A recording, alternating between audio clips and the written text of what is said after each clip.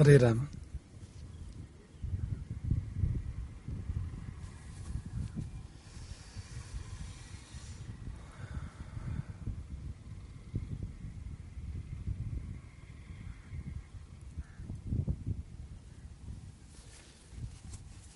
ಶಿಷ್ಯನೆಂದರೆ ಶಾಸನಕ್ಕೆ ಒಳಪಡುವವನು, ಗುರುವಿನ ಶಾಸನಕ್ಕೆ ಒಳಪಡುವವನು, ಗುರುವಿನ ಆಣತಿಯನ್ನು ಮೀರಿದವನು, ಅವನು ಮಾತ್ರವೇ ನಿಜವಾದ ಶಿಷ್ಯ ಎಂಬುದರ ಬಗ್ಗೆ ಕಥೆಗಳ ಮೂಲಕ ಮಾತನಾಡ್ತಾ ಇದ್ದೆವು.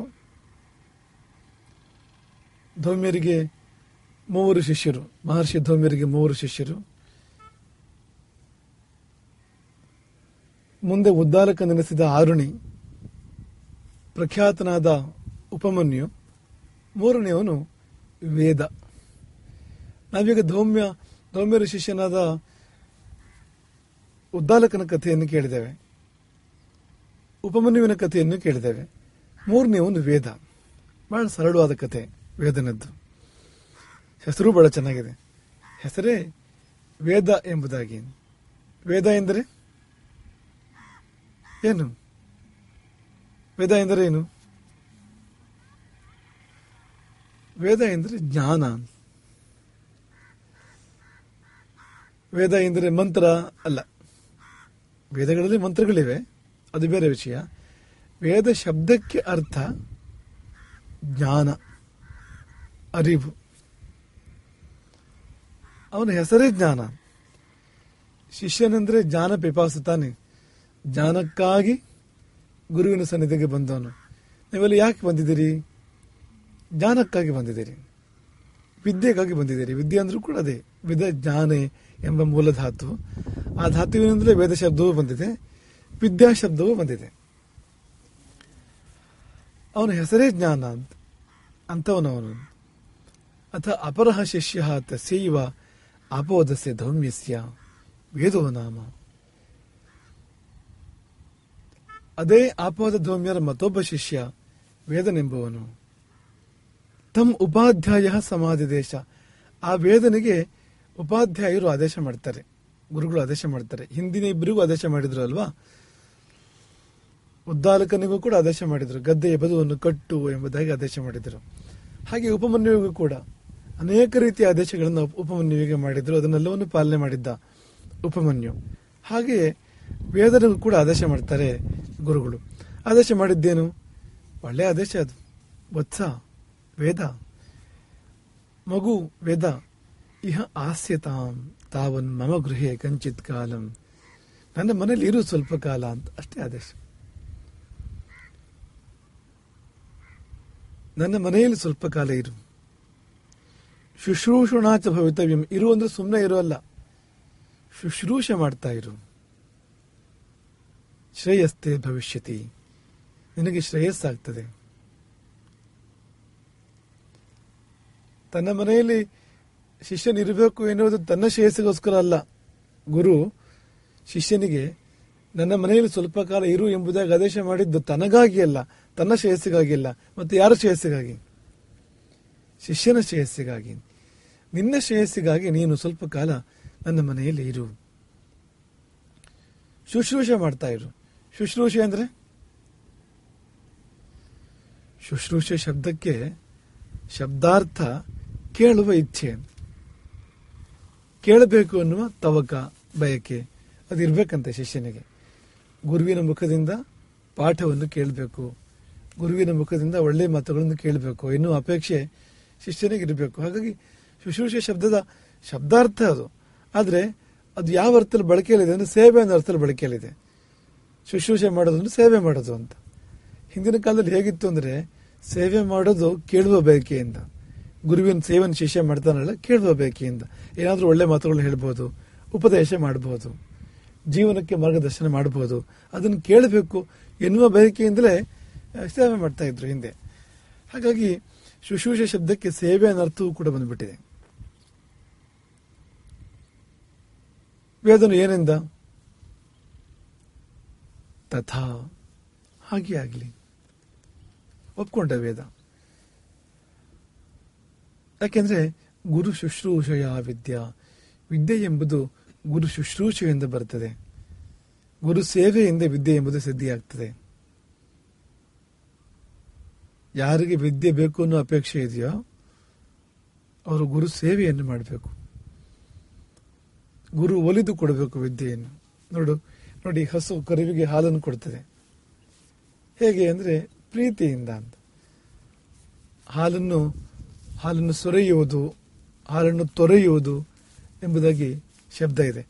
ಇಲ್ಲದಿದ್ರೆ ಹಾಲು ಹೊರಗೆ ಬರೋದೇ ಇಲ್ಲ. ಕೆಚ್ಚಲಿನಿಂದ, ಹಸುವಿನ ಕೆಚ್ಚಲಿನಿಂದ ಹಾಲು ಹೊರಗೆ ಬರಬೇಕಾದ್ರೆ ಏನೋ ಒಂದು ಪ್ರೀತಿ ಅದಕ್ಕೆ ಉಕ್ಕಿದ್ರೆ ಅದರ ಮನಸ್ಸಿನಲ್ಲಿ ಅದು ಕೆಚ್ಚಲಿನಲ್ಲಿ ಅಭಿವ್ಯಕ್ತ ಆಗ್ತದೆ. ಕೆಚ್ಚಲಿನ ಮೂಲಕವಾಗಿ ಹಾಲು ಹೊರಗೆ ಸೂಸುವುದರ ಮೂಲಕವಾಗಿ ಅಭಿವ್ಯಕ್ತ ಆಗ್ತದೆ. ಹಾಗೆ ಗುರುವಿನ ಹೃದಯ ಕರಗಿ, ಗುರುವಿನ ಮನಸ್ಸು ಕರಗಿ ವಿದ್ಯೆ ಹರಿಬೇಕು ಶಿಷ್ಯನ ಕಡೆಗೆ. ಹಾಗೆ ಗುರುವಿನ ಮನಸ್ಸು ಕರಗಬೇಕು ಅಂದ್ರೆ ಕರಗುವಂತೆ ನಾವು ಮಾಡಬೇಕು. ಈಗ ಕರುವನ್ನು ತಂದು ಹಸುವಿನ ಮುಂದೆ ಕಟ್ಟಿದಾಗ ಕರುವಿನ ಮೇಲಿನ ಪ್ರೀತಿಯಿಂದ ಹಸುವಿನ ಮನಸ್ಸು ಕರಗಿ ಹಾಲು ಸ್ರವಿಸ್ತದೆ ಅದರ ಕೆಚ್ಚಲಿನಿಂದ.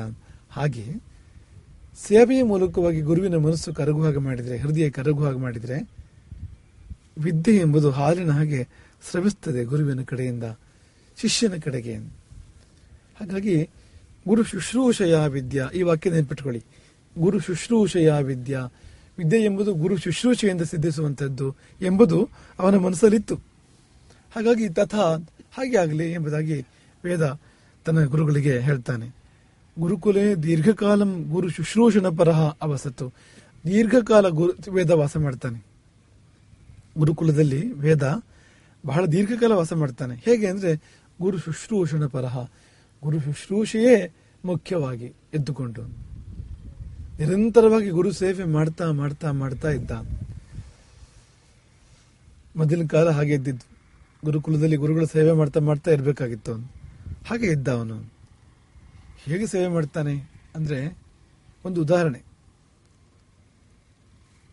ಹಿಂದಿನ ಪಾಠಗಳಲ್ಲಿ ಹೇಳಿದ ಹಾಗೆ ಗುರುಕುಲಕ್ಕೆ ಕೃಷಿ ಇತ್ತು, ಗದ್ದೆಗಳಿದ್ವು. ಗದ್ದೆಗಳಲ್ಲಿ ಭತ್ತ ಬೆಳೀತಾ ಇದ್ರು. ಈಗ ಭತ್ತ ಬೆಳಿಬೇಕಾದ್ರೆ ಉಳ್ಬೇಕಲ್ವಾ? ಕೃಷಿ ಅಂದ್ರೆ ಏನು? ಉಳುಮೆ ಮಾಡ್ಬೇಕಲ್ವಾ? ಉಳುಮೆ ಹೇಗೆ ಮಾಡ್ತಾರೆ? ನೇಗಿಲು ಮತ್ತು ಎತ್ತುಗಳ ಮೂಲಕ ಮಾಡ್ತಾರೆ. ನೇಗಿಲಿಗೆ ಎತ್ತನ್ನು ಕಟ್ಟಿ ಎತ್ತಿನ ಮೂಲಕವಾಗಿ ಉಳುಮೆ ಮಾಡ್ತಾರೆ ಗದ್ದೆಯಲ್ಲಿ ಅಲ್ವಾ? ಎತ್ತಲ್ಲ, ಎತ್ತಿನ ಬದಲು ವೇದನನ್ನೇ ಕಟ್ತಾ ಇದ್ರಂತೆ. ಅವನೇ ಉಳುಮೆ ಮಾಡ್ತಾ ಇದ್ದ. ನೇಗಿಲಿಗೆ ತನ್ನನ್ನು ತಾನು ಕಟ್ಟಿಕೊಂಡು ವೇದ ಗದ್ದೆಯನ್ನು ಸ್ವತಃ ಉಳುಮೆ ಮಾಡ್ತಾ ಇದ್ದ. ಧೂರ್ಷು ನಿಯೋಜ್ಯಮಾನ ಗುರುಣ ಧೂರ್ಷು ನಿಯೋಜ್ಯಮಾನ ಗೌರಿವಾನ್, ಎತ್ತಿನ ಹಾಗೆ ಎತ್ತಿನ ಸ್ಥಾನದಲ್ಲಿ ಗುರುವಿನಿಂದ ಗದ್ದೆಯ ಉಳುಮೆಗೆ ತೊಡಗಿಸಲ್ಪಟ್ಟ ಆ ವೇದನು ಶೀತ ಉಷ್ಣ ಕ್ಷಿತು ತೃಷ್ಣ ದುಃಖ ಸಹ ಸಹಿಸಿದನಂತೆ. ಶೀತ ಅಂದ್ರೆ ಚಳಿಯನ್ನು ಸಹಿಸ್ತಾನೆ. ಉಷ್ಣ ಬಿಸಿಲನ್ನು, ಧಗೆಯನ್ನು, ಸೆಕೆಯನ್ನು ಸಹಿಸ್ತಾನೆ. ಕ್ಷಿತು ಹಸಿವನ್ನು ಸಹಿಸ್ತಾನೆ. ತೃಷ್ಣ ಅಂದ್ರೆ ಬಾಯಾರಿಕೆಯನ್ನು ಸಹಿಸ್ತಾನೆ. ದುಃಖಗಳನ್ನು, ಕಷ್ಟಗಳನ್ನು ಸಹಿಸ್ತಾನೆ. ಇದೆಲ್ಲ ಇತ್ತು. ಶೀತ ಅರ್ಥ ಹೇಳ್ತಾ ಬರ್ಬೇಕು ನೀವು. ಶೀತ ಚಳಿ ಅಲ್ವಾ? ಉಷ್ಣ ಬಿಸಿ, ಸೆಕೆ, ಧಗೆ. ಕ್ಷುತ್ ಹಸಿವು. ಕ್ಷುತ್ ಅಂದ್ರೆ ಹಸಿವು. ಸಂಸ್ಕೃತದಲ್ಲಿ ನೆನಪಿಟ್ಕೊಳ್ಳಿ. ಕ್ಷುತು ಅಂದ್ರೆ ಹಸಿವು ಅಂತ. ತೃಷ್ಣ ಬಾಯಾರಿಕೆ, ತೃಷ್ಣ ಅಂದ್ರೆ. ಮತ್ತು ದುಃಖ, ಇವೆಲ್ಲವನ್ನೂ ಸಹಿಸಿದ ವೇದ. ಸರ್ವತ್ರ ಪ್ರತಿಕೂಲ, ಎಲ್ಲಿಯೂ ಗುರುವಿಗೆ ಪ್ರತಿಕೂಲವಾಗಿ ನಡೆದುಕೊಳ್ಳಲಿಲ್ಲ. ತನ್ನನ್ನು ನೇಗಿಲಿಗೆ ಕಟ್ಟಿದಾಗ ಗುರುವಿನ ವಿರುದ್ಧ ಪ್ರತಿಭಟನೆ ಮಾಡಲಿಲ್ಲ ವೇದ. ಧರಣಿ ಕೂತ್ಕೊಳ್ಳಲಿಲ್ಲ.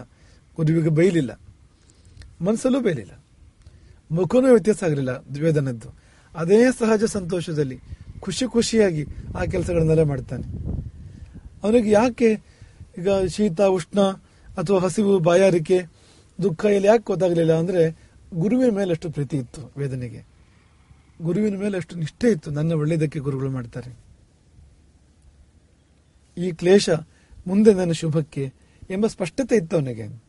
ಹಾಗಾಗಿ ಅವನಿಗೆ ಕಷ್ಟವೇ ಆಗಲಿಲ್ಲ.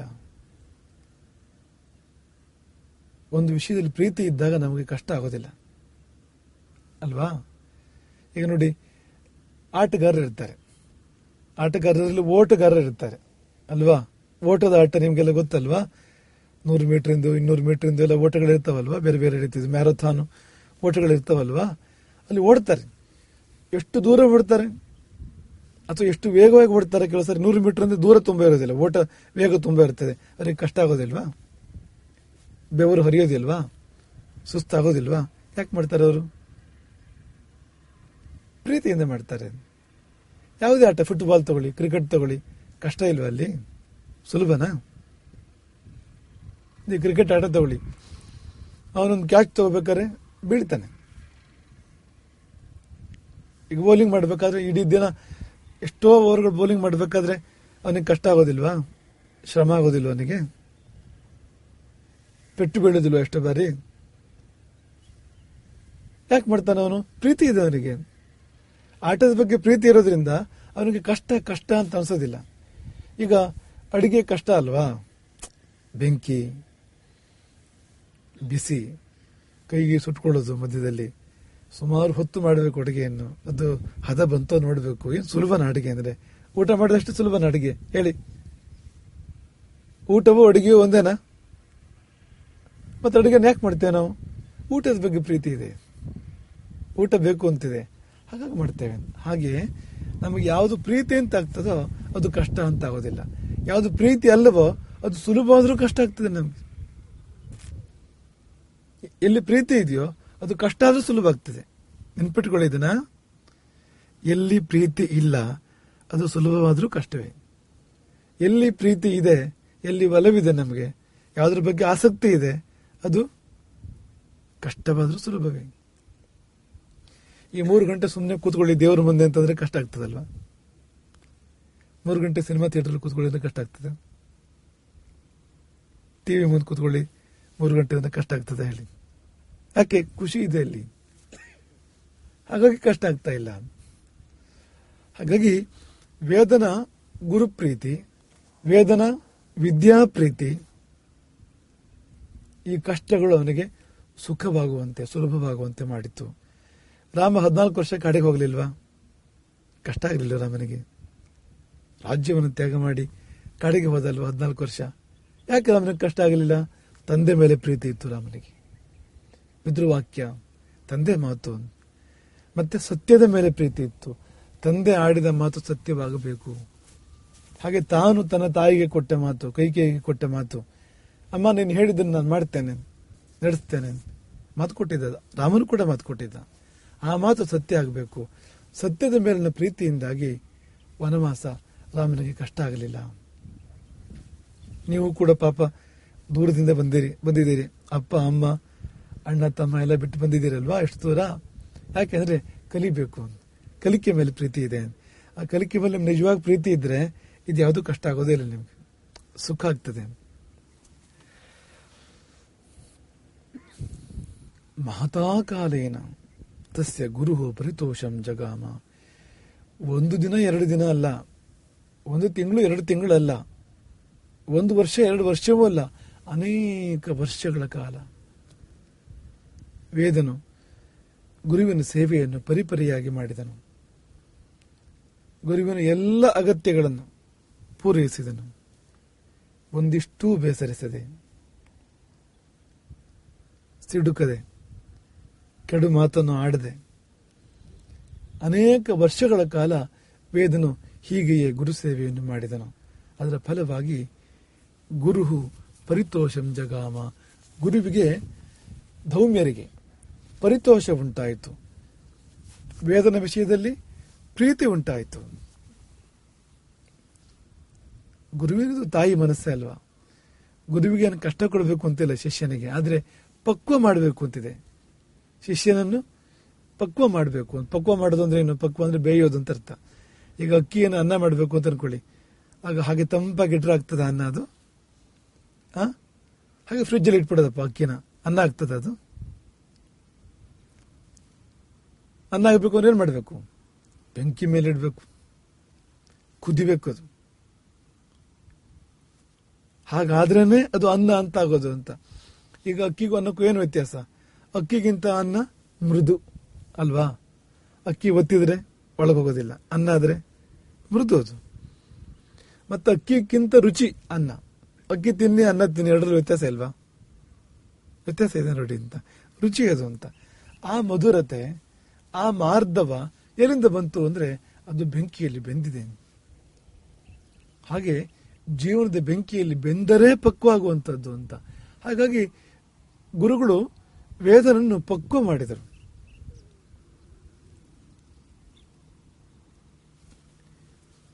ತಾಯಿ ಮನಸ್ಸದು.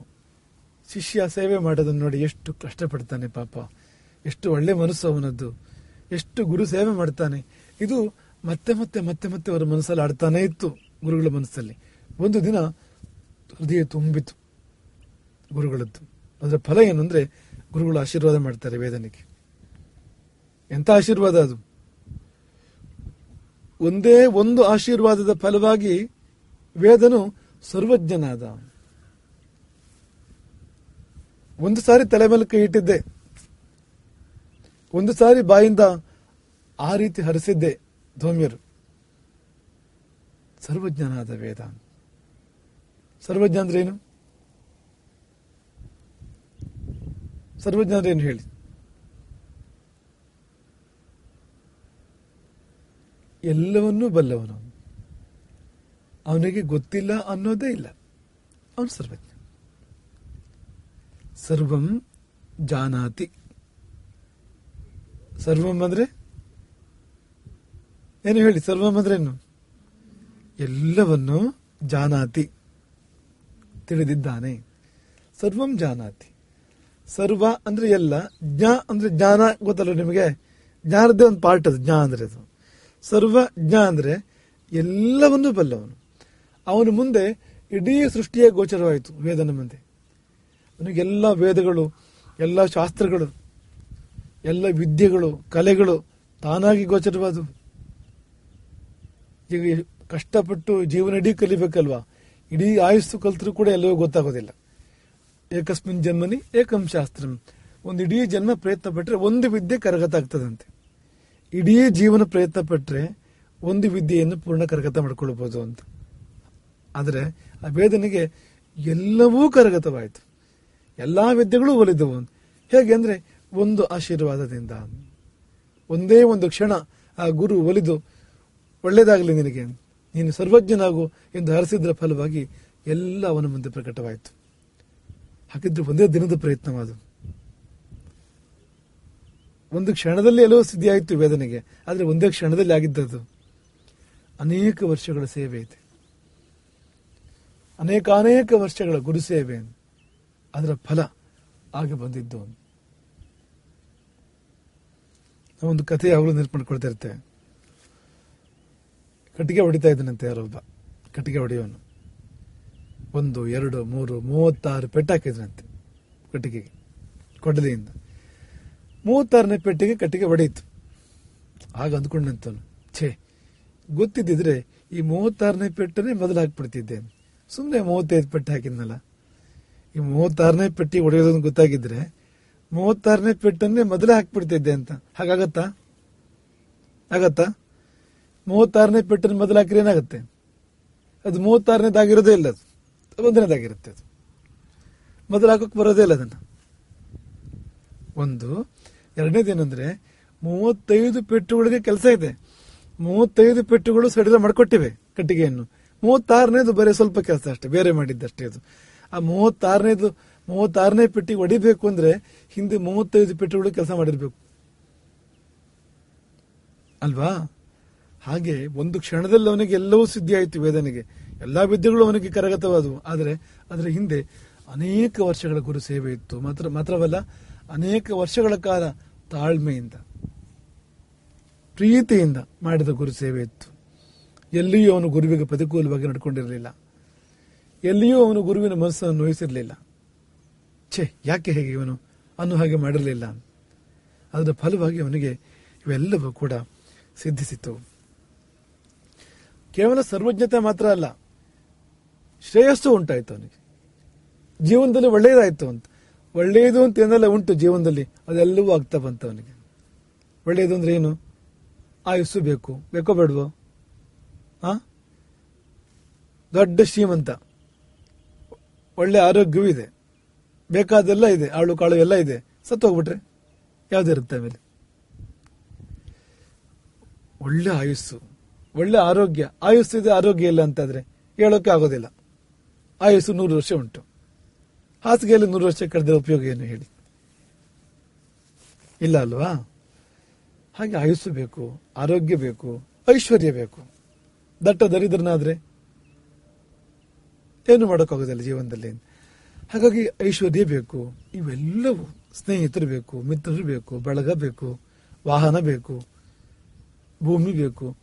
ಈ ಜೀವನದಲ್ಲಿ ಶ್ರೇಯಸ್ಸು ಅಂತ ಏನು ಹೇಳ್ತಾರೆ, ಈ ಒಂದೊಂದು ಸಂಗತಿಗಳು ಬಂದು ಅವನಿಗೆ, ವೇದನಿಗೆ. ಒಟ್ಟಿನಲ್ಲಿ ಏನಾದಂತೆ ಆಯಿತು? ಸರ್ವಶ್ರೇಯಸ್ಸು ಮತ್ತು ಸರ್ವ ಜ್ಞಾನ, ಇದೆರಡು ಬಂತವನಿಗೆ. ಎಲ್ಲ ಒಳ್ಳೆಯದು ಆಯಿತು ಅಂತ ನೋಡಿ. ಗುರು ಅಂದರೆ ದೇವರಿಗೆ ಕಡಿಮೆ ಅಲ್ಲ, ದೇವರಿಗೆ ಗುರು ಏನೂ ಕಡಿಮೆ ಇಲ್ಲ. ಯಾಕೆಂದರೆ ದೇವರಿಗೆ ಸಂತೋಷವಾದರೆ, ದೇವರ ಆಶೀರ್ವಾದ ಮಾಡಿದರೆ ಎಲ್ಲವೂ ಒಳ್ಳೆಯದಾಗ್ತದೆ. ಹಾಗೆಯೇ ಗುರುವಿಗೆ ಸಂತೋಷವಾದರೆ, ಗುರು ಆಶೀರ್ವಾದ ಮಾಡಿದರೆ ಎಲ್ಲವೂ ಒಳ್ಳೆಯದಾಗ್ತದೆ. ಗುರು ಸಂತೋಷದ, ಗುರು ಪರಿತೋಷದ ಸಾಧನೆ ಇದೆಯಲ್ಲ, ಅದು ತುಂಬ ದೊಡ್ಡದು ಜೀವನದಲ್ಲಿ. ನೀವು ಯಾರು ಜೀವನದಲ್ಲಿ ಮರಿಬಾರ್ದು ಇದನ್ನು. ಗುರು ತುಂಬ ಮುಖ್ಯ, ಗುರು ಅನುಗ್ರಹ ತುಂಬ ಮುಖ್ಯ. ಬದುಕಿನಲ್ಲಿ ಗುರು ಬೇಕು ಎಂಬುದನ್ನು ಮರಿಬಾರದು. ನೋಡಿ, ಅಲ್ಲಿ ಒಂದು ಕಟ್ಟಡಕ್ಕೆ ಗುರುವಿನ ಹೆಸರನ್ನ ಇಟ್ಟಿದೆ ನೋಡಿ. ಅಲ್ಲಿ ದೇಶಪ್ರೇಮ ಸದನ, ಧರ್ಮನಿಷ್ಠಾ ಸದನ, ಆಮೇಲೆ ಗುರುಭಕ್ತಿ ಸದನ ಅಂತ ಯಾಕೆ ಇಟ್ಟಿದ್ದು? ಜೀವನದಲ್ಲಿ ಬೇಕು ಅದು ಅಂತ. ಗುರುಭಕ್ತಿ ಬೇಕು. ವೇದನೆಗೆ ಹೇಗೆ ಎಲ್ಲವೂ ಬಂತು, ಹಾಗೆ ನಿಮಗೂ ಕೂಡ ಜೀವನದಲ್ಲಿ ಎಲ್ಲವೂ ಸಿದ್ಧಿಸ್ತದೆ, ಎಲ್ಲವೂ ಒಳ್ಳೇದಾಗ್ತದೆ ಗುರುವನ್ನು ಒಲಿಸಿಕೊಂಡಾಗ. ಒಂದು ಸುಭಾಷಿತವೂ ಇದೆ, ಅಥ ಸೇವಾ ಮನಿಚ್ಛಂತಂ ಗುರು ಅರ್ಥೇನ ತೋಷಯೇತ್. ಒಂದು ವೇಳೆ ಗುರುವಿಗೆ ಸೇವೆ ಬೇಡ ಅಂತಿದ್ರೆ, ಶಿಷ್ಯನ ಸೇವೆ ಬೇಡ ಅಂತಿದ್ರೆ, ಮತ್ತೇನಾದ್ರು ಕೊಟ್ಟಾದ್ರೂ ಕೂಡ ಗುರುವನ್ನು ಸಂತೋಷಪಡಿಸಬೇಕು. ಇನ್ನೇನಾದ್ರೂ ಮಾಡಿಯಾದ್ರೂ ಕೂಡ. ಕೆಲವು ಸಾರಿ ವೇದನೆಗೆ ಅವಕಾಶ ಸಿಕ್ತು, ಗುರು ಸೇವೆ ಇದ್ದು, ಎಲ್ಲರಿಗೂ ಅವಕಾಶ ಸಿಗ್ತದೆ ಅಂತಿಲ್ಲ. ಬೇಡ ಅಂತ ಗುರುಗಳು ಹೇಳ್ಬಿಡ್ಬೋದು. ಇನ್ನೇನಾದ್ರೂ ಮಾಡಿಯಾದ್ರು, ಯಾವುದಾದ್ರೂ ದಾರಿಯನ್ನು ಹಿಡಿದಾದ್ರೂ ಗುರುವಿನ ಸಂತೋಷವನ್ನು ಸಾಧನೆ ಮಾಡಬೇಕು. ಯಾಕೆಂದ್ರೆ ಯಾರಿಗೆ ಗುರು ಅನುಗ್ರಹ ಇದೆಯೋ ಅವನಿಗೆ ದೇವರುಗಳ ಅನುಗ್ರಹ ಇರ್ತದೆ. ಯಾರಿಗೆ ಗುರು ಒಲಿತಾನೋ ಅವನಿಗೆ ದೇವರೂ ಒಲಿತಾನೆ, ದೇವರುಗಳೂ ಒಲಿತಾರೆ, ದೇವತೆಗಳೂ ಒಲಿತಾರೆ, ದೇವರುಗಳ ದೇವ ಪರಮಾತ್ಮನು ಕೂಡ ಒಲಿತಾನೆ. ಯಾಕೆಂದ್ರೆ ಗುರುವಿನಲ್ಲಿ ಅವರೆಲ್ಲರೂ ಕೂಡ ಇರ್ತಾರೆ. ಹಾಗಾಗಿ ವೇದನಿಗೆ ಇಂಥದ್ದೊಂದು ದೊಡ್ಡ ಜೀವನದಲ್ಲಿ ಸೌಕರ್ಯ, ಅನುಕೂಲ ಉಂಟಾಯಿತು. ಇಲ್ಲಿ ಉಳಿದವರಿಗೆ ದೊಡ್ಡ ದೊಡ್ಡ ಘಟನೆಗಳು. ಈಗ ಉದ್ದಾಲಕ ಆರುಣಿ, ಅವನದ್ದು ಒಂದೇ ದಿನದಲ್ಲಿ ಅವನಿಗೆ ಸಿದ್ಧಿ ಆಯಿತು. ಹೇಗೆಂದ್ರೆ ಗದ್ದೆಯ ಬದುವನ್ನು ಕೊಟ್ಟು ಅಂದ್ರೆ ಹರಿಯುವ ನೀರನ್ನು ಕಟ್ಟಲಿಕ್ಕೆ ತಾನೇ ಅಡ್ಡ ಮಲ್ಕೊಂಡವನು. ಆ ಘೋರ ಚಳಿಯಲ್ಲಿ ನೀರಿಗೆ ಅಡ್ಡವಾಗಿ ಗದ್ದೆಯಲ್ಲಿ ತಾನೇ ಮಲ್ಕೊಳ್ತಾನೆ. ಅದರ ಫಲವಾಗಿ ಅವನಿಗೆ ಒಳ್ಳೆದಾಗ್ತದೆ. ದೊಡ್ಡ ಘಟನೆ, ಸುಲಭವಾದೇನು. ಉಪಮನ್ಯುವಂತೂ ಅದ್ಭುತ. ಭಿಕ್ಷೆ ಎತ್ತಿದ್ದನ್ನು ತಂದುಕೊಡು ಅಂದ್ರೆ ತಂದುಕೊಟ್ಟ. ಎರಡನೇ ಭಿಕ್ಷೆ ಎತ್ತಬೇಡ, ಎತ್ತಲಿಲ್ಲ. ಹಾಲು ಕುಡಿಬೇಡ, ಕುಡಿಲಿಲ್ಲ. ನೊರೆನೂ ಕುಡಿಬೇಡ, ಕುಡಿಲಿಲ್ಲ. ಆಹಾರವನ್ನೇ ಬಿಟ್ಟ ಗುರುವಿಗೋಸ್ಕರವಾಗಿ. ಕೊನೆಗೆ ತಿನ್ನೋಕೇನೂ ಇಲ್ಲ, ಎಕ್ಕೆ ಎಲೆ ತಿಂದು ಕಣ್ಣು ಕಳ್ಕೊಂಡ, ಹಾಳು ಬಾವಿಗೆ ಬಿದ್ದ. ಇಷ್ಟೆಲ್ಲ ಆದ್ರೂ ಗುರುವಿನ ಮೇಲೆ ಅವನಿಗೆ ಭಕ್ತಿ ವ್ಯತ್ಯಾಸ ಆಗಲಿಲ್ಲ. ಇಷ್ಟು ದೊಡ್ಡ ಘಟನೆ ಇಬ್ಬರ ಜೀವನದಲ್ಲಿ. ಅವರಿಗೆ ಒಳ್ಳೇದಾಗಿದೆ, ಕೂಡಲೇ ಒಳ್ಳೇದಾಗಿದೆ ಅವರಿಗೆ. ವೇದನದ್ದು ಘಟನೆ ದೊಡ್ಡದಲ್ಲ, ಆದರೆ ಕಾಲ ದೊಡ್ಡದು. ಬಹುಕಾಲ ಮಾಡಿದಾನವನದನ್ನು. ಇಂಥದ್ದೊಂದು ಮಹತ್ತರವಾದ ಘಟನೆ ಏನು ಇಲ್ಲದೆ ಇದ್ರು ಮಾಡುವ ಸೇವೆಯನ್ನು ದೀರ್ಘಕಾಲ ಮಾಡಿದ್ದಾನೆ. ಯಾವುದನ್ನೇ ಆದರೂ ದೀರ್ಘಕಾಲ ಮಾಡಿದರೆ ಸಿದ್ಧಿ ಆಗ್ತದೆ ಅದು. ನೋಡಿ, ಪಕ್ಕದಲ್ಲಿ ಸಂಗೀತಾಚಾರ್ಯರು ಕೂತ್ಕೊಂಡಿದ್ದಾರೆ, ರಘುನಂದನ್. ಅವ್ರನ್ನ ಕೇಳಿ, ಸಂಗೀತ ಅವರಿಗೆ ಒಂದೇ ದಿವಸದಲ್ಲಿ ಬಂತ ಕೇಳಿ. ಮೊದಲನೇ ದಿನನೇ ಬಂದ್ಬಿಡ್ತಾ ಸಂಗೀತ. ಒಂದೇ ದಿನ 24 ಗಂಟೆ ಹಾಡ್ಬಿಡೋದು. ಮೊದಲನೇ ದಿನವೇ ಬಂತ ಕೇಳಿ. ಇಲ್ಲ, ದೀರ್ಘಕಾಲ ವರ್ಷಾನುಗಟ್ಟಲೆ ನಿತ್ಯವೂ ಅಷ್ಟಷ್ಟೇ ಮಾಡ್ತಾ ಇದ್ರೆ ಅದು ಬಂದ್ಬಿಡ್ತದೆ ಕೊನೆಗೆ. ಮನ್ಸಿಗೆ ಬಂತ. ನೀವು ಒಂದೇ ಈಗ ಒಂದು 5-6 ದಿನ ಹಗಲು ರಾತ್ರಿ ಜಪ ಮಾಡ್ಬಿಡೋದು. ಹಾಗೆ ಮಾಡೋದಕ್ಕಿಂತಲೂ ನಿತ್ಯವೂ ಅರ್ಧ ಗಂಟೆ ಮಾಡ್ತಾ ಬಂದ್ರೆ ನಿಮಗೆ ಶ್ರಮವೂ ಆಗೋದಿಲ್ಲ, ಮಾಡೋಕೆ ಕಷ್ಟವೂ ಆಗೋದಿಲ್ಲ. ಆದರೆ ಕಾಲಕ್ರಮೇಣ ಅದು ನಿಮಗೆ ಸಿದ್ಧಿ ಆಗ್ತದೆ. ಯಾವುದನ್ನಾದ್ರೂ ಕೂಡ ದೀರ್ಘಕಾಲ ಮಾಡಬೇಕು. ಒಂದು ಆಸನ ಅಂತ ಅನ್ಕೊಳ್ಳಿ, ಯೋಗಾಸನ. ನಿಮ್ಗೆ ಒಂದೇ ದಿನ ಉಪಯೋಗ ಏನೂ ಆಗೋದಿಲ್ಲ ಮಾಡಿದ್ರೆ. ಒಂದೆರಡು ದಿನ ವ್ಯತ್ಯಾಸ ಆಗ್ತದೆ. ಅದು ಆರಂಭ ಮಾಡಿದ ಒಂದೆರಡು ದಿನ ಮೈಕೈ ನೋವು ಬರ್ಬೋದು. ಆದರೆ ವರ್ಷಾನುಗಟ್ಟಲೆ ಮಾಡಿದರೆ ಆರೋಗ್ಯ ಸಿದ್ಧಿ, ಮನಸ್ಸು ಸಮಾಧಾನ, ಚಿತ್ತ ಏಕಾಗ್ರ್ಯ ಇದೆಲ್ಲ ಬರ್ತದೆ ನಿಮಗೆ. ಯಾವುದನ್ನೇ ಆದರೂ ದೀರ್ಘಕಾಲ ಸಾಧನೆ ಮಾಡಬೇಕು. ನಾವು ಒಂದೇ ದಿವಸ ಅರ್ಧ ದಿವಸ ಇನ್ಸ್ಟಂಟ್, ಈಗೆಲ್ಲ ಹಾಗೆ ಅಲ್ವಾ, ಇನ್ಸ್ಟಂಟ್ ಯುಗ ಇದು, ಹೀಗಂದ್ರೆ ಆಗ್ಬಿಡ್ಬೇಕು. ಹಾಗೆಲ್ಲ ಯಾವುದೂ ಸಿದ್ಧಿ ಆಗೋದಿಲ್ಲ ಜೀವನದಲ್ಲಿ. ದೀರ್ಘಕಾಲ ನಾವು ಅದನ್ನು ಮಾಡ್ತಾ ಬಂದರೆ ಅದು ಸಿದ್ಧಿ ಆಗ್ತದೆ. ಆ ಒಂದು ಉಪದೇಶ ಕೂಡ ಇದೆ ವೇದನ ಒಂದು ಉದಾಹರಣೆಯಲ್ಲಿ. ಆ ಬಳಿಕ ಗುರುಗಳು ವೇದನಿಗೆ ಅನುಗ್ರಹ ಮಾಡಿದರು. ಮಗು, ನಿನಗೆ ಎಲ್ಲವೂ ಸಿದ್ಧಿ ಆಯಿತು, ನೀನು ಸರ್ವಜ್ಞನೂ ಆದೆ, ನಿನಗೆ ಜೀವನದಲ್ಲಿ ಇನ್ನು ವಿಘ್ನ ಅಂತಿಲ್ಲ, ಜೀವನದಲ್ಲಿ ಇನ್ನು ಕ್ಲೇಶ ಅಂತಿಲ್ಲ, ಎಲ್ಲವನ್ನೂ ಇಲ್ಲೇ ಮುಗಿಸಿದೆ ನೀನು. ಮುಂದೆ ಶ್ರೇಯಸ್ಸೇ, ಸಾಲಾಗಿ ಶ್ರೇಯಸ್ಸು. ನೀನು ಯಾವುದನ್ನು ಮುಟ್ಟಿದ್ರೂ ಚಿನ್ನ ಆಗ್ತದೆ, ಯಾವ ಕೆಲಸ ಮಾಡಿದ್ರೂ ಒಳ್ಳೇದಾಗ್ತದೆ ನಿನಗೆ ಎಂಬುದಾಗಿ ಹರಸಿ ಗುರುಗಳು ಕಳಿಸ್ಕೊಟ್ರು ವೇದನನ್ನು ಮರಳಿ ತನ್ನ ಮನೆಗೆ. ಸ ಉಪಾಧ್ಯಾಯೇನ ಅನುಜ್ಞಾತಃ, ಗುರುಗಳು ಅಪ್ಪಣೆ ಕೊಟ್ಟರೆ ಮನೆಗೆ ಹೋಗೋಕೆ ಸಾಧ್ಯ. ಅವತ್ತಿನ ಕಾಲದಲ್ಲಿ ಇಂತಿಷ್ಟು ವರ್ಷ ಆಯಿತು ಹಾಗೆಲ್ಲ ಇಲ್ಲ, ಗುರುಗಳಿಗೆ ತೃಪ್ತಿ ಆಗಬೇಕು, ನಿನಗೆ ಬಂತು ವಿದ್ಯೆ, ಅವರೇ ಹರಿಸ್ತಾರೆ, ಹೋಗ್ಬಾ, ಇನ್ನು ನೀನು ಗೃಹಸ್ಥನಾಗು, ಮನೆಗೆ ಹೋಗಿ ವಿವಾಹವಾಗಿ ಗೃಹಸ್ಥಾಶ್ರಮ ಸಾಧನೆ ಮಾಡಿ ಸಮಾಜಕ್ಕೆ ಒಳ್ಳೇದು ಮಾಡು ಎಂಬುದಾಗಿ ಹರಸಿ ಕಳಿಸ್ಕೊಡ್ತಾರೆ ಅವರು. ಹಾಗೆ ಗುರುಗಳಿಂದ ಅಪ್ಪಣೆಯನ್ನು ಪಡೆದುಕೊಂಡು ಮನೆಗೆ ಮರಳಿದ ವೇದನು ಗೃಹಸ್ಥನಾದನು. ಕಾಲ ಕಳೆಯಿತು, ವೇದನು ಕೂಡ ಗುರುವಾದನು, ಗುರುಕುಲವಾಯಿತು. ನೀವು ಹಾಗೆ, ನೀವು ಇಲ್ಲಿಂದ ಮನೆಗೆ ಮರಳಿದ ಮೇಲೆ ತಡೆ ಇದೆ, ಸುಮಾರು ಸಮಯ ಇದೆ ಇನ್ನು. ಇಲ್ಲೆಲ್ಲ ಸಾಧನೆ ಮಾಡಿ ವಿದ್ಯೆಯನ್ನೆಲ್ಲ ಪಡ್ಕೊಂಡು ವಿದ್ಯಾವಂತರಾಗಿ ಮರಳಿದ ಮೇಲೆ ನೀವು ಯಾರಿಗೆಲ್ಲ ಸಾಧ್ಯವೋ ಅವರು ಗುರುಗಳಾಗಬೇಕು. ನೀವು ಕಲ್ತಿದ್ದನ್ನು 4 ಜನರಿಗೆ ಹಂಚಬೇಕು. ನಿಮಗೇನು ಬಂತೋ ಒಬ್ಬನೇ ತಿನ್ನಬಾರ್ದಲ್ವಾ, ಹಂಚಿ ತಿನ್ನಬೇಕು ಎಲ್ರಿಗೂ. ಹಾಗೆ ವಿದ್ಯೆಯನ್ನು ಕೂಡ 4 ಜನರಿಗೆ ವಿತರಣೆ ಮಾಡಿದಾಗ ವಿದ್ಯೆ ವೃದ್ಧಿ ಆಗ್ತದೆ ಅಂತ. ಹಾಗೆ ಮನೆಗೆ ಮರಳಿದ ವೇದನು ಗುರುಕುಲವನ್ನು ಮಾಡಿದನು, ಅವನು ಕೂಡ ಗುರುಕುಲವನ್ನು ಮಾಡಿದನು.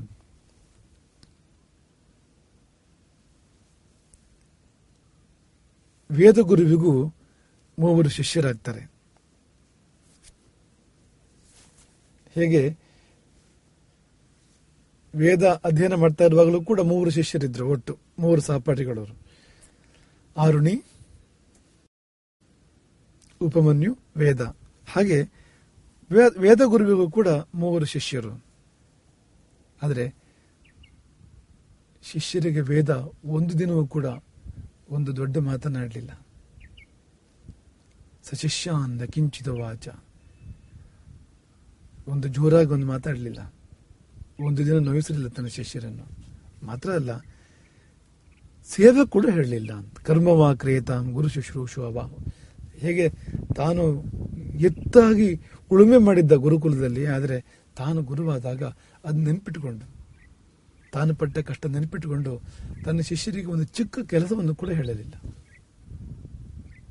ಹಾಗಂತ ವೇದ ಗುರುಗಳು ವಸತಿಯನ್ನು ಕೊಟ್ಟಿದ್ರು, ಊಟ ಕೊಡ್ತಾ ಇದ್ರು, ವಿದ್ಯೆ ಕೊಡ್ತಾ ಇದ್ರು ಶಿಷ್ಯರಿಗೆ. ಆದರೆ ಚಿಕ್ಕ ಕೆಲಸ ಕೂಡ ಮಾಡಿಸ್ತಿರ್ಲಿಲ್ಲ. ಯಾಕೆ? ದುಃಖಾಭಿಜ್ಞೋಹಿ ಗುರುಕುಲವಾಸಸ್ಯ. ಗುರುಕುಲವಾಸದ ಕ್ಲೇಶ ಏನು, ಗುರುಕುಲದ ಕಷ್ಟ ಏನು ಸ್ವತಃ ಅನುಭವಿಸಿ ಗೊತ್ತಿತ್ತು. ಹಾಗೆ ಬೇರೆಯವರಿಗೆ ಆಗಬಾರದು, ತನ್ನ ಹಾಗೆ ಬೇರೆಯವರು ಕಷ್ಟಪಡಬಾರದು, ತಾನು ಪಟ್ಟ ಕಷ್ಟವನ್ನು ಬೇರೆಯವರು ಪಡಬಾರದು ಎಂಬ ಭಾವ ಎಷ್ಟು ದೃಢವಾಗಿತ್ತು ವೇದ ಗುರುವಿಗೆ ಅಂದರೆ, ಶಿಷ್ಯಾನ್ ಪರಿಕ್ಲೇಶೇನ ಯೋಜಯಿತು ನ ಯೇಷ. ತನ್ನ ಶಿಷ್ಯರಿಗೆ ಒಂದು ಚೂರೂ ಕಷ್ಟವಾಗದಂತೆ ನೋಡಿಕೊಂಡ್ರು ವೇದ ಗುರುಗಳು. ಈ ವಾಕ್ಯ ನೆನ್ಪಿಟ್ಕೊಳ್ಳಿ, ಆತ್ಮನಃ ಪ್ರತಿಕೂಲಾನಿ ಪರೇಶಾಂ ನ ಸಮಾಚರೇತ್. ಹಾಗಂದ್ರೆ ಯಾವುದು ತನಗೆ ಕಷ್ಟವೋ ಅದನ್ನು ಬೇರೆಯವ್ರಿಗೆ ಮಾಡಬಾರ್ದು. ಈಗ ಚುಚ್ಚಿದ್ರೆ ನಿಮಗೆ ನೋವಾಗ್ತದಲ್ವಾ, ಆಗ್ತದೋ ಇಲ್ವೋ? ಚುಚ್ಚಿದ್ರೆ ನೋವಾಗ್ತದೋ ಇಲ್ವೋ? ಬೇರೆಯವ್ರಿಗೆ ಚುಚ್ಚಬಾರದು. ಯಾವುದು ನಿಮಗೆ ಕಷ್ಟ ಆಗ್ತದೆ ಅದನ್ನು ಬೇರೆಯವ್ರಿಗೆ ಮಾಡಬಾರ್ದು.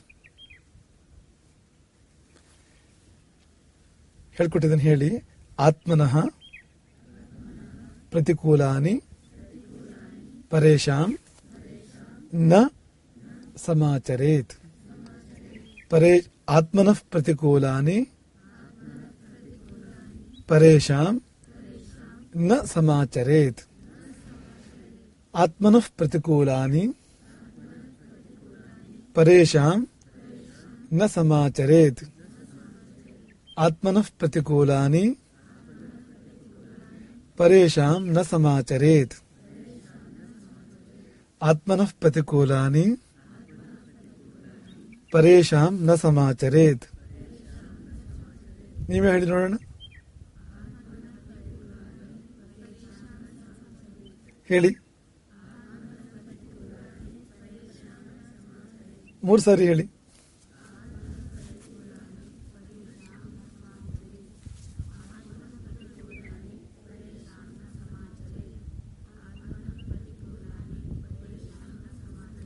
ನೋಡಿ, ನಿಮ್ಗೆ ಬಂತು ಅಲ್ವಾ? ಎಷ್ಟು ಬೇಗ ಬಂತು ನಿಮಗೆ. ನೋಡಿ, ಇಲ್ಲಿದ್ದ ವಾಕ್ಯ ನಿಮಗೆ ಸಿಕ್ಬಿಡ್ತು. ನೋಡಿ, ನಿಮ್ಗೆ ಬಂತು. ಈ ವಾಕ್ಯ ಇಟ್ಕೊಳ್ಳಿ ಯಾವಾಗಲೂ. ಇದು ಪ್ರಿನ್ಸಿಪಲ್. ಇದು ಇಡೀ ಜೀವನ ಫಾಲೋ ಮಾಡಬೇಕು ನೀವು ಇದನ್ನ. ಆತ್ಮನಃ ಪ್ರತಿಕೂಲಾನಿ ಪರೇಷಾಂ ನ ಸಮಾಚರೇತ್.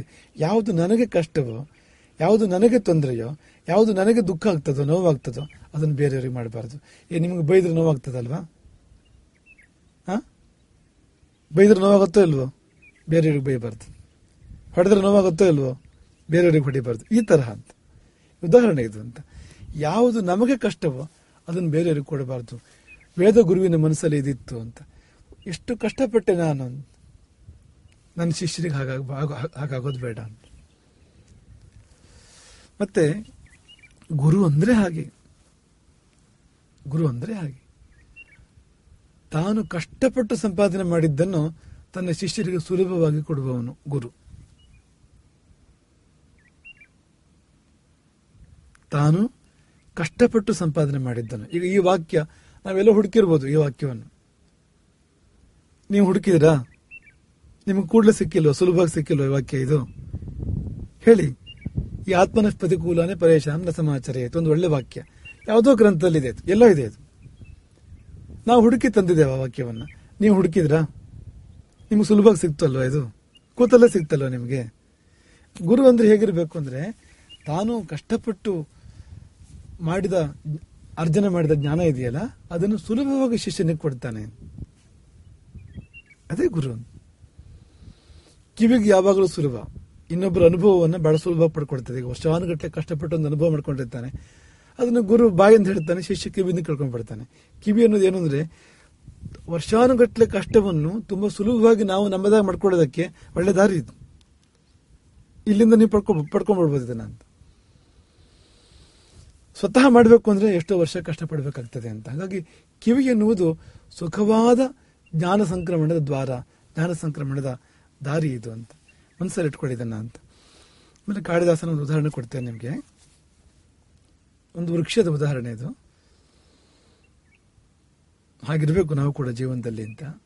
ನೋಡಿ, ವೃಕ್ಷ ಹೇಗಿದೆ ಅಂದ್ರೆ, ಅದು ನಮಗೆ ನೆರಳನ್ನು ಕೊಡ್ತದೆ. ಹೌದಾ ಅಲ್ವೋ? ಬೆಳೆದು ನಿಂತ ವೃಕ್ಷ ತನ್ನ ಅಡಿಗೆ ಬಂದವನಿಗೆ ನೆರಳನ್ನು ಕೊಡ್ತದೋ ಇಲ್ವೋ? ಹೇಳಿ, ಕೊಡ್ತದೋ ಇಲ್ವೋ? ವೃಕ್ಷಕ್ಕೆ ನೆರಳು ಸಿಕ್ಕಿದ್ಯಾ? ಮರಕ್ಕೆ ನೆರಳು ಸಿಕ್ಕಿದ್ಯಾ? ಮರಕ್ಕೆ ಸಿಕ್ಕಿದ್ಯಾನು? ಬಿಸಿಲು ಅಲ್ವಾ? ಮರಕ್ಕೆ ನೆತ್ತಿಯ ಮೇಲೆ ಬಿಸಿಲು, ನಿರಂತರವಾಗಿ ನೆತ್ತಿ ಮೇಲೆ ಬಿಸಿಲು. ಹೌದಾ ಅಲ್ವೋ? ಹೇಳಿ. ತಾನು ಬಿಸಿಲನ್ನು ಕಂಡೆ ಎಂಬ ಕಾರಣಕ್ಕೆ ತನ್ನಡಿಗೆ ಬಂದವರಿಗೆ ಬಿಸಿಲನ್ನು ಕೊಡ್ತದೆ. ಅದು ಹಂಗಾಗಿದ್ದು ನಿಂಗೂ ಆಗಲಿ ಅಂತ ಹಂಗೆ ಮಾಡ್ತದ. ನಾ ಪಟ್ಟ ಕಷ್ಟ ನಿಂಗೂ ಬರಲಿ ಅಂತೇಳಿ ತನ್ನ ಕೆಳಗೆ ಯಾರು ಬರ್ತಾರೋ ಅವ್ರಿಗೂ ಬಿಸಿಲನ್ನು ಕೊಡ್ತದೆ. ಅದು ಮರ ನೋಡಿ, ಗುರು. ಅದು ಒಂದು ವೃಕ್ಷ ಕೂಡ ಗುರು ನೋಡಿ. ನೆತ್ತೆಯಿಂದ ನಿರಂತರವಾಗಿ ಬಿಸಿಲನ್ನು ಸಹಿಸ್ತದೆ. ಅದು ಒಂದು ಕ್ಷಣ ಮಾತ್ರ ನೆರಳಿಲ್ಲ ಮರಕ್ಕೆ. ಬೆಳಗ್ಗೆಯಿಂದ ಸಾಯಂಕಾಲದವರೆಗೆ ಒಂದು ಕ್ಷಣ ಮಾತ್ರ ಕೂಡ ನೆರಳಿಲ್ಲ ಮರಕ್ಕೆ. ಆದ್ರೆ ತನ್ನ ಅಡಿಗೆ ಬಂದವನಿಗೆ ಒಂದು ಕ್ಷಣವೂ ಕೂಡ ಬಿಸಿಲನ್ನು ಕೊಡೋದಿಲ್ಲ. ಅದು ನೆರಳನ್ನೇ ಕೊಡ್ತದೆ. ಹೀಗಿರ್ಬೇಕು ನಾವು. ಗುರುವು ಕೂಡ ಹಾಗಿರ್ತಾನೆ. ಕಷ್ಟವನ್ನು ಕಂಡು ಸುಖವನ್ನು ಕೊಡ್ತಾನೆ ಸಮಾಜಕ್ಕೆ. ನೋಡಿ, ಬೇರಿನಿಂದ ಆ ಒಂದು ವೃಕ್ಷ ಆಹಾರವಾಗಿ ಹೀರ್ಕೊಂಡಿದ್ಯೇನನ್ನು? ಮರಕ್ಕೆ ಗೊಬ್ಬರ ಹಾಕ್ತಾರಲ್ವಾ, ಸಸ್ಯದ ಬುಡದಲ್ಲಿ ಗೊಬ್ಬರ ಹಾಕ್ತಾರಲ್ವಾ, ಗೊಬ್ಬರ ಹೇಗಿರುತ್ತೆ? ಒಳ್ಳೆ ಪರಿಮಳವಾಗಿರುತ್ತಾ? ರುಚಿಯಾಗಿರುತ್ತೆ ಅದು ಗೊಬ್ಬರ. ಮರ ಏನು ಕೊಡುತ್ತೋ, ಹಣ್ಣು ಕೊಡುತ್ತೆ ಮರ, ಅದು ಹೇಗಿರುತ್ತೆ ಹೇಳಿ? ಮರ ತಾನು ಊಟ ಮಾಡಿದ್ದೇನು? ಕೊಟ್ಟಿದ್ದೇನು?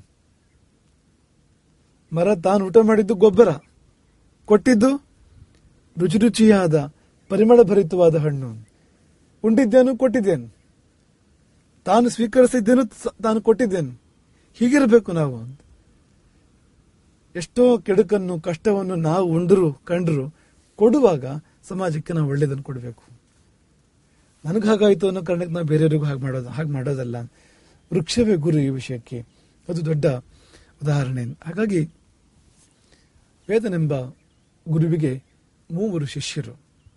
ಆ 3 ಶಿಷ್ಯರನ್ನು ತುಂಬಾ ಪ್ರೀತಿಯಿಂದ ವೇದ ಗುರುವು ನೋಡ್ಕೊಳ್ತಾರೆ. 3 ಶಿಷ್ಯರು ಯಾರ್ಯಾರು ಅಂದ್ರೆ 2 ಕ್ಷತ್ರಿಯರಂತೆ. ಜನಮೇಜಯ ಪೌಷ್ಯಶ್ಚ, ಅವರು ಬ್ರಾಹ್ಮಣರು, ವೇದಗುರುಗಳು. ಅಥ ಕಸ್ಮಿಂಶ್ಚಿತ್ ಕಾಲೇ ವೇದಂ ಬ್ರಾಹ್ಮಣಂ ಜನಮೇಜಯ ಪೌಷ್ಯಶ್ಚ ಕ್ಷತ್ರಿಯ ಉಪೇತ್ಯ ಉಪಾಧ್ಯಾಯಂ ವರಯಾಂಚಕೃತು. ಪೌಷ್ಯ ಮತ್ತು ಜನಮೇಜಯ ಎಂಬ ಈರ್ವರು ರಾಜರುಗಳು ವೇದಗುರುವನ್ನು ಗುರುವಾಗಿ ಸ್ವೀಕಾರ ಮಾಡಿ ಶಿಷ್ಯವೃತ್ತಿಯನ್ನು ಅಲ್ಲಿ ಮಾಡ್ತಾರೆ ವೇದಗುರುವಿನಲ್ಲಿ. ಜನಮೇಜಯ ಅಂದ್ರೆ ಯಾರು ಗೊತ್ತಾ ನಿಮಗೆ? ಜನ್ಮೇಜಯನ ತಂದೆ ಯಾರು ಗೊತ್ತಾ?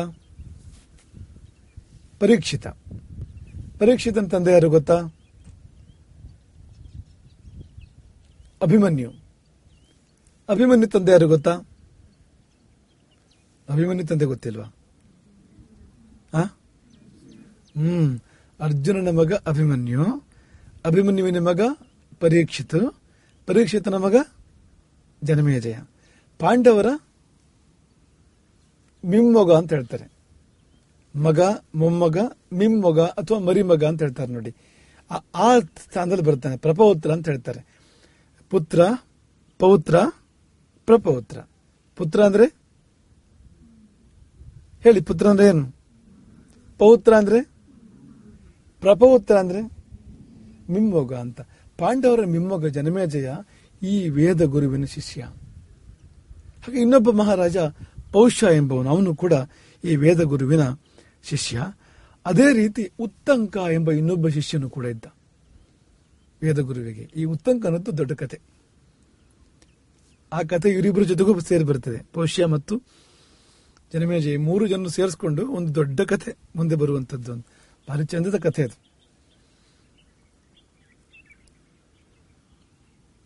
ಒಮ್ಮೆ ಏನಾಯ್ತಂತಂದ್ರೆ, ಯಾವುದೊಂದು ಯಜ್ಞಕ್ಕೋಸ್ಕರವಾಗಿ ವೇದ ಗುರುವಿಗೆ ಹೊರಗೆಲ್ಲ ಹೋಗಬೇಕಾಗಿತ್ತು. ಯಜ್ಞಗಳೆಲ್ಲ ಬಹಳ ಕಾಲ ನಡೀತಾ ಇತ್ತು. ಒಂದೇ ದಿನದ ಯಜ್ಞಗಳು ಅಂತಲ್ಲ, ಇರ್ತವೆ ಒಂದೇ ದಿನದ ಯಜ್ಞಗಳು ಕೂಡ. ಆದರೆ ಅನೇಕ ದಿನಗಳು, ತಿಂಗಳುಗಳು, ವರ್ಷಗಳು ನಡೆಯುವ ಯಜ್ಞ ಕೂಡ ಇರ್ತದೆ. 12 ವರ್ಷ ನಡೆಯುವ ಯಜ್ಞ ಕೂಡ ಇರ್ತದೆ ಅಂತ. ಒಂದು ದೀರ್ಘಕಾಲ ನಡೆಯುವಂತ ಒಂದು ದೊಡ್ಡ ಯಜ್ಞ. ಆ ಯಜ್ಞಕ್ಕೆ ವೇದಗುರು ಹೊರಟಿದ್ರು. ಉತ್ತಂಕನನ್ನು ಕರೆದು ವೇದಗುರು ಹೇಳಿದ್ರು, ನಾನು ಮರಳಿ ಬರುವವರೆಗೂ ಆಶ್ರಮವನ್ನು ನೋಡ್ಕೋ. ಇಲ್ಲಿ ಏನೂ ಕೊರತೆ ಆಗಬಾರ್ದು, ಏನು ವ್ಯತ್ಯಾಸ ಆಗಬಾರ್ದು ಆಶ್ರಮದಲ್ಲಿ. ನಾನು ಮರಳಿ ಬರುವವರೆಗೆ ಆಶ್ರಮವನ್ನು ನೀನು ಹೀಗೆ ಯತ್ಕಿಂಚಿತ್ ಅಸ್ಮದ್ ಗೃಹೇ ಪರಿಹೀಯತೆ ತದಿಚ್ಛಾಮ್ಯಹಂ ಅಪರಿಹೀಯಮಾನಂ, ಏನೂ ಕೊರತೆ ಆಗದಂತೆ ನೋಡ್ಕೋಬೇಕು ಇಲ್ಲಿ ಆಶ್ರಮಕ್ಕೆ ಅಂತ ಹೇಳಿ ಹೊರಟು ಹೋಗ್ತಾರೆ ವೇದಗುರು. ಉತ್ತಂಕ ಗುರುವಿನ ಆಜ್ಞೆಯನ್ನು ಪಾಲನೆ ಮಾಡ್ತಾನೆ. ಯಾಕೆ? ಶಿಷ್ಯ ಅಂದ್ರೆ ಅದು. ಶಿಷ್ಯ ಅಂದ್ರೆ ಶಾಸನಕ್ಕೆ ಒಳಪಡುವವನು, ಆಜ್ಞೆಯನ್ನು ಪಾಲಿಸುವವನು, ಅವನೇ ಶಿಷ್ಯ. ಹಾಗಾಗಿ ಅದೇ ಪ್ರಕಾರವಾಗಿ ಆಜ್ಞೆ ಪಾಲನೆ ಮಾಡ್ತಾ ಗುರುಕುಲವನ್ನು ನೋಡ್ಕೊಳ್ತಾ ಇದ್ದ ಉತ್ತಂಕ. ಆಗ ಗುರುವಿಲ್ಲದ ಸಮಯದಲ್ಲಿ ಅನೇಕ ಬಗೆಯ ಪರೀಕ್ಷೆಗಳನ್ನು ಮಾಡಿದರು ಗುರುಪತ್ನಿಯರು. ವೇದನನ್ನು, ಉತ್ತಂಕನನ್ನು ನಾನಾ ರೀತಿಯಿಂದ ಪರೀಕ್ಷೆ ಅಂದ್ರೆ ಕಷ್ಟವಾಗಂತ ಪರೀಕ್ಷೆ ಯಾವುದೂ ಮಾಡಲಿಲ್ಲ ಅವರು. ಪ್ರಲೋಭನೆಗಳು ಅಂತ, ಆಸೆ ತೋರಿಸುವಂಥದ್ದು ಬೇರೆ ಬೇರೆ ರೀತಿಯಲ್ಲಿ. ಈ ಪ್ರಲೋಭನೆ ತುಂಬಾ ದೊಡ್ಡ ಶತ್ರು ಜೀವನದಲ್ಲಿ. ಆಸೆ ಇದೆಯಲ್ಲ, ತಪ್ಪು ಮಾಡುವಂತೆ ಮಾಡ್ತದೆ. ಪ್ರಲೋಭನೆ ಒಳಗಾಗಬಾರ್ದು. ಪ್ರಚೋದನೆಗೆ ಒಳಗಾಗಬಾರ್ದು. ಪ್ರಲೋಭನೆ, ಪ್ರಚೋದನೆ, ಈ ಎರಡರಿಂದ ಎಚ್ಚರವಾಗಿರ್ಬೇಕು ಜೀವನದಲ್ಲಿ. ಈಗ ಸೀತೆಯನ್ನ ಪ್ರಲೋಭನೆ ಮಾಡ್ತಾನೆ ರಾವಣ ನಾನಾ ರೀತಿಯಿಂದ. ನನ್ನ ಪತ್ನಿಯಾಗು, ನನ್ನನ್ನು ಒಪ್ಕೊಂಡ್ಬಿಡು, ನೀನು ರಾಮನನ್ನು ಮರೆತು ಬಿಡು ಅಂಥೇಳಿ ನಾನಾ ರೀತಿಯಿಂದ ಪ್ರಲೋಭನೆ ಮಾಡ್ತಾನೆ. ನಿನಗಿಂತಿಂತ ಆಭರಣಗಳನ್ನು ಕೊಡ್ತೇನೆ, ವಸ್ತ್ರಗಳನ್ನು ಕೊಡ್ತೇನೆ. 7,000 ಪತ್ನಿಯರಿದ್ರು ರಾವಣನಿಗೆ. ನಿನ್ನನ್ನು ಅಧಿರಾಜ್ಞೆಯನ್ನಾಗಿ ಮಾಡ್ತೇನೆ, ನಾನು ನಿನ್ನ ಆಳಾಗಿರ್ತೇನೆ, ನೀನೇ ಲಂಕೆಗೆ ರಾಣಿಯಾಗು ಬೇಕಾದ್ರೆ. ಹೀಗೆಲ್ಲ ಈ ಜಗತ್ತಿನಲ್ಲಿ ಯಾರಿಗೂ ಸಿಗದ ರತ್ನಗಳು ನಿನಗೆ ಸಿಗ್ತವೆ ನನ್ನನ್ನು ಒಪ್ಕೊಂಡ್ರೆ ಅಂತ. ಒಂದ್ ಕಡೆಯಿಂದ ಪ್ರಲೋಭನೆ, ಇನ್ನೊಂದು ಕಡೆಯಿಂದ ಭಯ. ಒಪ್ಕೊಳ್ದೇ ಇದ್ರೆ ನಿನ್ನನ್ನು ನಾನು ಕುಂದಾಕ್ಬಿಡ್ತೇನೆ. ಚಿಕ್ಕ ಚಿಕ್ಕ ಚೂರು ಮಾಡಿ, ತರಕಾರಿ ಚೂರು ಮಾಡಿದಾಗ ಚಿಕ್ಕ ಚಿಕ್ಕ ಚೂರು ಮಾಡಿ ನಿನ್ನನ್ನು ಬೇಯಿಸಿ ತಿಂದ್ಬಿಡ್ತೇನೆ ನಾನು. 365 ದಿನಗಳ 12 ತಿಂಗಳ ಅವಧಿ ಕೊಟ್ಟಿದ್ದಾನಂತೆ ಸೀತೆಗೆ ರಾವಣ. ಈ 12 ತಿಂಗಳೊಳಗೆ ನೀನು ನನ್ನನ್ನು ಒಪ್ಕೊಳ್ಳದೆ ಇದ್ರೆ 1 ವರ್ಷ ಅವಧಿ ಇದು. 1 ವರ್ಷದಲ್ಲಿ ಒಪ್ಕೊಳ್ಳದೆ ಇದ್ರೆ 1 ವರ್ಷದ ಮರುದಿನ ಬೆಳಗಿನ ತಿಂಡಿಗೆ ನಿನ್ನನ್ನು ಚಿಕ್ಕ ಚಿಕ್ಕ ಚೂರು ಮಾಡಿ ಅಡಿಗೆ ಮಾಡಿ ಬೇಯಿಸ್ತಾರೆ ನಿನ್ನನ್ನು ಅಂತ. ತಿಂದ್ಬಿಡ್ತೇನೆ ನಿನ್ನನ್ನು. ಎರಡಕ್ಕೂ ಸೀತೆ ಬಗ್ಗಲಿಲ್ಲ, ಜಗ್ಗಲಿಲ್ಲ. ಭಯಕ್ಕೂ ಬಗ್ಗಲಿಲ್ಲ, ಆಮಿಷಕ್ಕೂ ಬಗ್ಗಲಿಲ್ಲ. ಪ್ರಲೋಭನೆ, ಆಸೆಗಳು ಅಂತ. ಈ ಆಸೆಗಳನ್ನ ಮೀರಿ ನಿಂತ ಉತ್ತಂಕ ನಾನಾ ರೀತಿ ಬೇರೆ ಬೇರೆ ರೀತಿ ಆಸೆಗಳನ್ನು ತೋರಿಸ್ತಾರೆ. ಆ ಆಸೆಗಳು ಹೇಗಿದ್ವು ಅಂದ್ರೆ ತಪ್ಪು ಮಾಡ್ಬೇಕು ಅವನು. ಆದ್ರೆ ಎಲ್ಲಿಯೂ ಉತ್ತಂಕ ತಪ್ಪು ಮಾಡಲಿಲ್ಲ ನೋಡಿ.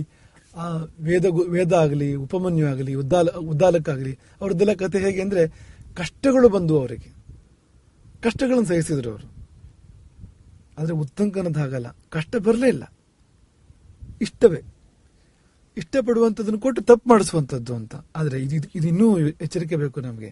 ಕಷ್ಟವಾದರೂ ಸಹಿಸಪಡ್ಬೋದು, ಆದ್ರೆ ಕಷ್ಟ ಬರದೆ ಸುಖ ಬಂದು ಸುಖದಲ್ಲಿ ತಪ್ಪು ಮಾಡುವಂತೆ ಆಗ್ಬಿಟ್ರೆ ಅದಿನ್ನೂ ಅಪಾಯ. ಸುಖದಲ್ಲಿ ಮನುಷ್ಯ ಮೈಮರಿತಾನೆ, ಕಷ್ಟದಲ್ಲಿ ಮೈಮರೆಯೋದಿಲ್ಲ. ಕಷ್ಟದಲ್ಲಿ ಗಟ್ಟಿ ಆಗ್ತಾನೆ ಮನುಷ್ಯ, ಸುಖದಲ್ಲಿ ಮೆತ್ತಗಾಗ್ಬಿಡ್ತಾನೆ, ಮೈ ಮರೆತು ಬಿಡ್ತಾನೆ, ತಪ್ಪು ಮಾಡಿಬಿಡ್ತಾನೆ ಅಲ್ವಾ. ಟಿವಿ ಸೀರಿಯಲ್ ನೋಡ್ಬೇಕು ಅಂತ ಆಸೆ ಆಯ್ತು. ಸೀರಿಯಲ್ ನೋಡಿದಾಗ ಒಂಥರ ಖುಷಿ ಆಯ್ತು. ಏತನ್ ಮಧ್ಯೆ ಓದೋದು ಬಿಟ್ಟು ಹೋಯ್ತು.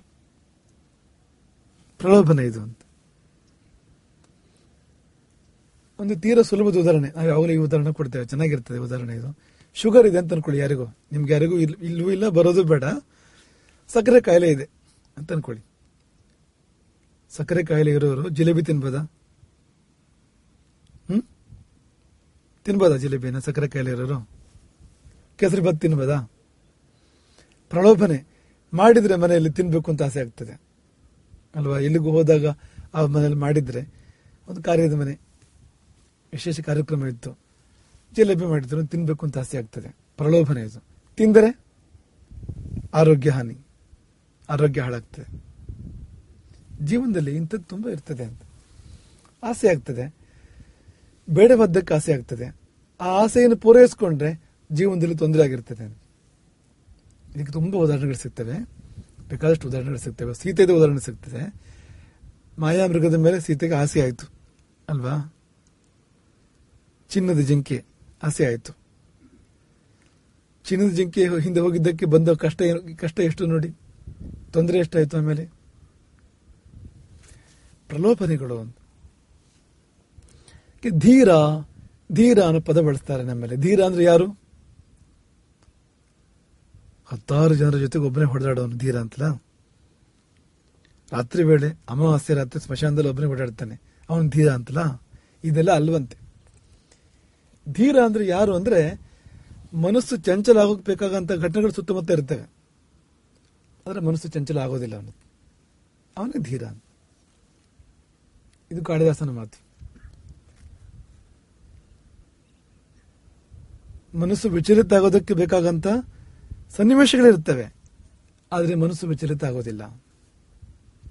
ಶಿವನ ಮುಂದೆ ಪಾರ್ವತಿ ಇದ್ದಳು, ಮನ್ಮಥ ಬಾಣ ಪ್ರಯೋಗ ಮಾಡ್ತಾ ಇದ್ದ, ಆದ್ರೆ ಶಿವನ ಮನಸ್ಸು ವಿಚಲಿತ ಆಗಲಿಲ್ಲ. ಮನ್ಮಥನನ್ನೇ ಸುಡ್ತಾನೆ ಹಣೆಗಣ್ಣು ತೆರೆದು. ಧೀರ ಅದು. ನೀವು ಉಪವಾಸ ಮಾಡ್ತಾ ಇರ್ತೀರಿ ಅಂತ ಅನ್ಕೊಳ್ಳಿ. ಉಪವಾಸ ಮಾಡ್ತಾ ಇರ್ತೀರಿ, ವ್ರತ, ಏಕಾದಶಿ ಅಂತ ಅನ್ಕೊಳ್ಳಿ, ಉಪವಾಸ ಮಾಡ್ತಾ ಇರ್ತೀರಿ. ಶಿವರಾತ್ರಿ ಅಂತ ಅನ್ಕೊಳ್ಳಿ, ದೇವರಿಗೋಸ್ಕರವಾಗಿ ಉಪವಾಸ ಮಾಡ್ತಾ ಇರ್ತೀರಿ. ಅಡುಗೆ ಮನೆಯಿಂದ ಉಪ್ಪಿಟ್ಟಿನ ಪರಿಮಳ ಬರ್ತಾ ಇರ್ತದೆ. ಆಗ ನಿಮ್ಮ ಮನಸ್ಸು ವಿಚಲಿತ ಆಗದೆ ಇದ್ರೆ ಒಂದ್ಸರ್ತಿ ಒಂದ್ ಸ್ವಲ್ಪ ಅಂತ ನಿಮ್ಮ ಮನಸ್ಸಿಗೆ ಬರದೇ ಇದ್ರೆ ನೀವು ಧೀರರು. ಹಾಗೆ ಇರಬೇಕು, ಮನಸ್ಸೇನು ಆಗ್ಬಾರ್ದು ಆದ್ರೂ ಕೂಡ ಅಂತ. ಅದು ಧೀರತನ. ಧೈರ್ಯ ಅಂದ್ರೆ ಅದು ಧೀರ ಭಾವವೇ ಧೈರ್ಯ. ಧೈರ್ಯ ಶಬ್ದಕ್ಕೆ ಅರ್ಥ ಏನು ಅಂದ್ರೆ, ನಾವು ಕೆಟ್ಟು ಹೋಗೋದಕ್ಕೆ ಬೇಕಾಗಂತ, ಹಾಳಾಗೋಕ್ ಬೇಕಾಗಂತ ಸನ್ನಿವೇಶ ಇರ್ತದೆ, ಹಾಳಾಗೋದಿಲ್ಲ. ಈ ಫ್ರೆಂಡ್ ಯಾರೋ ಜೊತೆಲಿ ಸಿಗರೇಟ್ ಸೇರ್ತಾನೆ, ಆದ್ರೆ ನಾವು ಅದನ್ನ ಮಾಡೋದಿಲ್ಲ, ನಾವು ಮಾಡಬೇಕು ಅಂತ ಅನ್ಸೋದಿಲ್ಲ ಅದನ್ನ. ಅದೇ ಧೀರ ಅಂದ್ರೆ ಅಂತ. ಧೀರತನ ಅಂದ್ರೆ ಅದೇನೆ ಅಂತ. ಹೀಗಿರ್ಬೇಕು ನಾವು ಅಂತ, ಸಹವಾಸದಿಂದ ಹಾಳಾಗಬಾರದು ಅಂತ. ಹಾಗಾಗಿ ಅಂತ ಒಂದು ಧೈರ್ಯವನ್ನು ಉತ್ತಂಕ ತೋರಿಸ್ತಾನೆ. ಆ ಪರೀಕ್ಷೆಯಲ್ಲಿ ಉತ್ತೀರ್ಣನಾಗ್ತಾನೆ. ಗುರುಗಳು ಬಂದು ಆಶೀರ್ವಾದ ಮಾಡ್ತಾರೆ ಅವನಿಗೆ. ಆದ್ರೆ ಅದಕ್ಕಿಂತ ಬಹುದೊಡ್ಡ ಪರೀಕ್ಷೆ ಉತ್ತಂಕನಿಗೆ ಕಾದಿದೆ. ಭಾರಿ ದೊಡ್ಡ ಪರೀಕ್ಷೆ, ಭಾರಿ ದೊಡ್ಡ ಪರೀಕ್ಷೆ ಉತ್ತಂಕನಿಗೆ ಮುಂದೆ ಕಾದಿದೆ. ಆ ಕಥೆಯನ್ನು ಮುಂದಿನ ಪಾಠದಲ್ಲಿ ನೋಡೋಣ. ಉತ್ತಂಕ ಎಂಥ ಅಗ್ನಿ ಪರೀಕ್ಷೆಯನ್ನ ದಾಟಿ ಬರ್ತಾನೋ ಇಲ್ವೋ, ದಾಟಿ ಬರೋಕ್ಕಾಗತ್ತೋ ಇಲ್ವೋ ಅವನಿಗೆ, ಅಂತ ಒಂದು ಉತ್ತಂಕನ ಉತ್ತುಂಗ ಸಾಹಸದ ಕಥೆಯನ್ನು, ಉತ್ತುಂಗ ಸಾಧನೆಯ ಕಥೆಯನ್ನು ಮುಂದಿನ ಪಾಠದಲ್ಲಿ ಅವಲೋಕನ ಮಾಡಿಕೊಳ್ಳೋಣ. ಈ ಪಾಠವನ್ನು ಚೆನ್ನಾಗಿ ಮನಸ್ಸಿನಲ್ಲಿ ಮನನ ಮಾಡಿ ಕಥೆ ನೆನ್ಪಿಟ್ಕೊಳ್ಳಿ ಮತ್ತು ತತ್ವ ನೆನ್ಪಿಟ್ಕೊಳ್ಳಿ. ಕಥೆಯಲ್ಲಿ ಬಂದಂತ ತತ್ವಗಳನ್ನು, ಉದಾಹರಣೆಗೆ ಆತ್ಮನ ಪ್ರತಿಕೂಲಾನಿ ಹೇಳಿ, ಜ್ವರ ಹೇಳಿ, ಇನ್ನೂ ಜೋರಾಗಿ ಹೇಳ್ಬೇಕು. ಹರಿರಾಮ್.